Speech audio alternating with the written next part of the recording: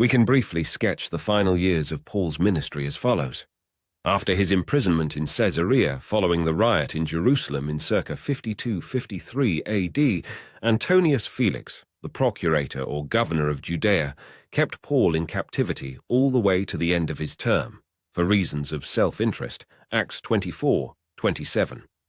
His successor, Porcius Festus, sent out to replace him by the Emperor Nero shortly after the latter's ascension to power in AD 54, likewise unmindful of Paul's civic rights, had forced the apostle to appeal to Caesar to avoid being transported to Jerusalem for trial and probably subsequent assassination, Acts 25:11. As a result, sometime in circa AD 54-55, Paul was sent to Rome by sea, enduring as a result the terrible storm chronicled in Acts chapter 27, but eventually arriving and being allowed lenient circumstances for 2 years while his case was pending, Acts 28:16 and 28:30. For reasons in part previously described, it is reasonable to conclude that Paul was released after this 2-year period mentioned by Luke. Luke ends Acts here because he wrote the book, along with the Gospel of Luke, while with Paul in Rome at this time, and thus naturally did not yet know the future course of events of his ministry. Between Paul's release from his first captivity in early 57 AD and the second captivity and trial at Rome, the one which resulted in his death in late AD 59-60, Paul made the following journeys. Number 1. To Corinth, compare 2 Timothy 4:20. Erastus stayed in Corinth, but Trophimus I have left in Miletus sick. 2 Timothy 4:20. Following his release, Paul probably departed Rome overland to the south of Italy on his way to Corinth. Corinth was a natural jumping-off point coming from Rome, since it was a relatively short and relatively safe voyage from southern Italy, Rhegium, across to Epirus, Nicopolis, or directly to the territory of Corinth on the Gulf of Corinth side of the peninsula. Timothy, who had been with Paul at Rome, either journeyed with Paul to Corinth or was sent on ahead and already in Corinth at that time. Compare his prior association with that church. 1 Corinthians 4:17, 16:10, and 2 Corinthians 1:1 and 1:19. From there, Paul sent him to Ephesus to take charge of that church and address the issues mentioned in 1 Timothy 1:3. Number 2. To Macedonia. As I urged you when I went into Macedonia, go to and remain in Ephesus that you may charge some that they teach no other doctrine. 1 Timothy 1:3. It is not certain where Paul was when he wrote 1 Timothy, whether Macedonia or Crete or Miletus. At some point in this, his final journey, Paul had the leisure to write, and the opportunity of sending that letter by the hand of a trusted associate, possibly Tychicus. But there is much about Paul's circle and their travels and ministrations we cannot recover because Scripture gives us glimpses only. Number 3. To Crete. For this reason I left you in Crete, that you should set in order the things that are lacking and appoint elders in every city as I commanded you. Titus 1:5. After traveling to Macedonia and encouraging the brethren there, in Philippi and Thessalonica, Paul sailed to Crete with Titus. The epistle to Titus was written on Paul's return to Asia Minor, most likely to Miletus.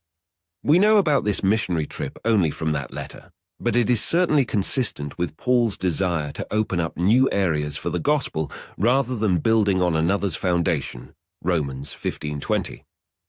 Number 4. To Miletus. Erastus stayed in Corinth, but Trophimus I have left in Miletus sick. 2 Timothy 4:20. Miletus was centrally located on the Aegean coast of Asia Minor, directly across the bay where the river Maeander empties into that sea.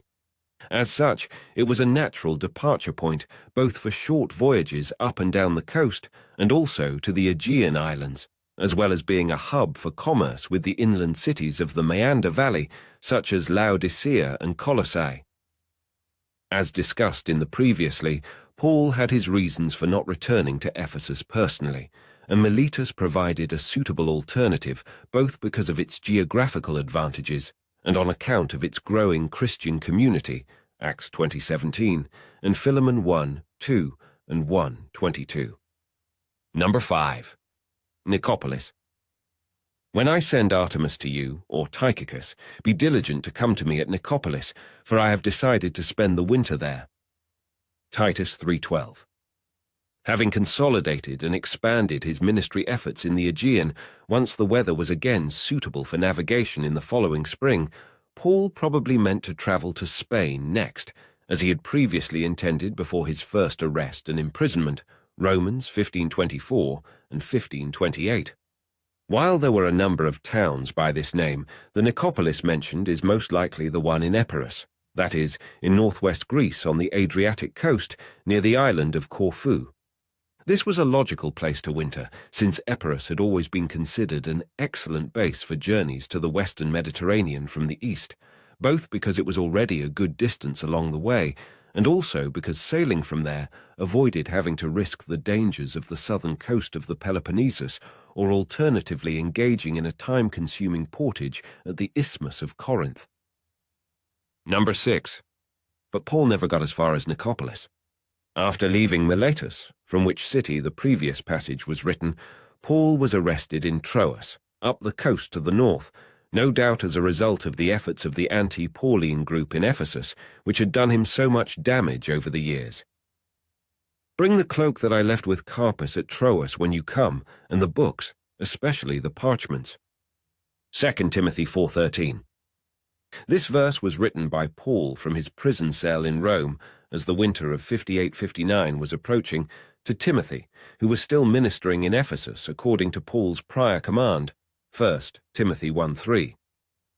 From this, we may glean that Paul expected Timothy to come to him in Rome quickly by following initially the same route he had taken, namely a short coastal voyage north along the coast of Asia Minor to Troas, a common transit point to Greece south of the Dardanelles, then crossing over to Macedonia from there.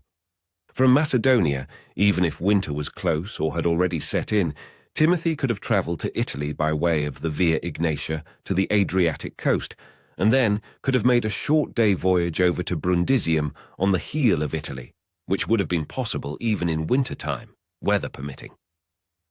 Number 7. After Timothy's arrival, Paul wrote the book of Hebrews, a final offering on behalf of the church and people he loved so well, although they did not in the main reciprocate that love, at least with the same fervour. We know from 2 Timothy 4:16 and 17 that Paul's preliminary hearing had already taken place even before he wrote that epistle, probably not long after Paul's arrival in Rome. The delay between this hearing and the final trial at which he was condemned to die was lengthy enough to allow Timothy to receive Paul's appeal and reach Rome, as well as for Paul to write Hebrews thereafter, with the expectation of his circle of friends in Jerusalem likewise being able to come to him in time. Such delays were not uncommon, and in this instance the respite was probably extended in order to allow his accusers from Asia Minor time to arrive. Hebrews 13:23 in the correct reading actually says, if you, plural, come quickly, and encourages his supporters, unnamed to prevent them from being subject to similar persecution and or prosecution. Timothy had apparently been arrested after his arrival in Rome, to make haste in coming, because Paul had little doubt that his trial proper would not be delayed indefinitely. Once in Rome, Timothy was to be their guide in gaining access to wherever Paul was being held, making use of the services of Roman believers and allies who had some connections in the imperial service. Philippians 1:13 and 4:22. Know that our brother Timothy has been released. If you come fairly quickly, I will see you with him. Hebrews 13:23.